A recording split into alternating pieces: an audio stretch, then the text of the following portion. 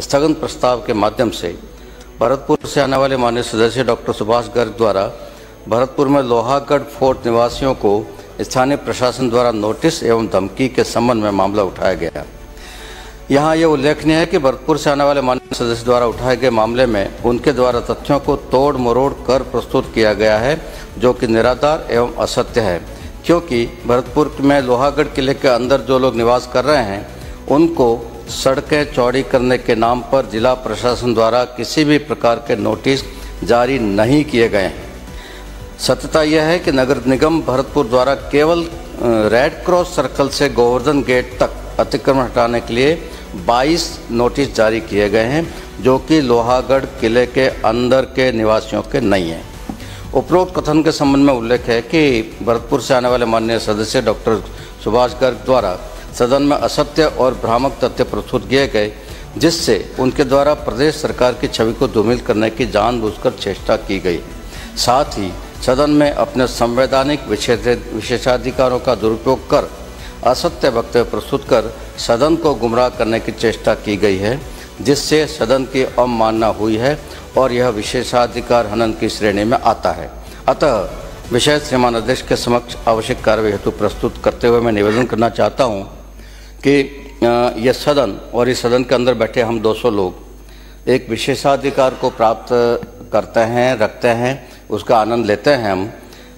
वो ये है कि सदन के अंदर हम कुछ भी बोलें तो बाहर उस पर कोई कार्रवाई नहीं हो सकती है, न कोई पुलिस थाने में कार्रवाई हो सकती है, न किसी कोर्ट में कार्रवाई हो सकती है। और कई बार हम उस अधिकार का दुरुपयोग कर जाते हैं, असत्य सूचनाएं दे देते हैं, असत्य तथ्य बोल देते हैं और उससे अपने भ्रम भी फैलता है और जनता में उससे अफरा तफरी भी फैल सकती है और कई बार उसके राजनीतिक मंतव्य भी और आर्थिक मंतव्य भी सिद्ध कर लिए जाते हैं। अध्यक्ष महोदय, इस प्रकरण में यही हुआ है। लोहागढ़ किले के अंदर जो लोग हैं उनमें अफरा तफरी का माहौल बना, डर और भय का माहौल बना कि हमारे ये मकान टूट जाएंगे या दुकानें टूट जाएगी, वो माहौल बना, जबकि ऐसा कुछ था नहीं। तो इसलिए मैं आपसे निवेदन करना चाहता हूँ कि ये बहुत गंभीर कृत्य है और नहीं किया जाना चाहिए था, लेकिन किया गया है और इसलिए मैं आपसे निवेदन करता हूँ, आसन से निवेदन करता हूँ, इस पर उचित कार्रवाई, उचित व्यवस्था देने का कष्ट करें। अध्यक्ष महोदय, 2 मिनट में अपने मुख्य सचेतक महोदय के द्वारा एक प्रस्ताव लाया गया विशेषाधिकार हनन का। हमारे विपक्ष के साथियों ने भी, सत्ता पक्ष के साथियों ने बहुत सारी चीजें बात रखी। पहली बात तो क्वेश्चन में पूछा प्रशासन के द्वारा। प्रशासन में नगर निगम प्रशासन ही नहीं होता है, आर्कियोलॉजिकल डिपार्टमेंट भी होता है, ये मैं आपको बताऊं, नंबर 1। दूसरा, एक वहां के 26,831 वर्ग मीटर जमीन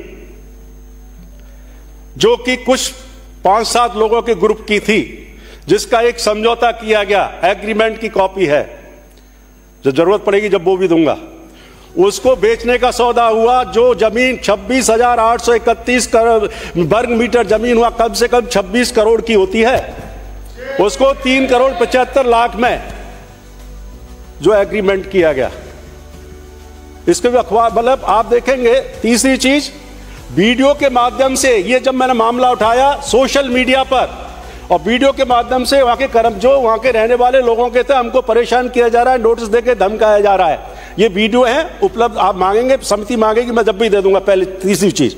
चौथी चीज ये कह रहे कि नोटिस, जो मार्ग है जो रेड क्रॉस सर्किल से और किले तक जाता है, वहां बरसों से 50-60 साल तो मेरे को हो गए, वहां लोग रह रहे, जिनको 22 लोगों को नोटिस दिए गए।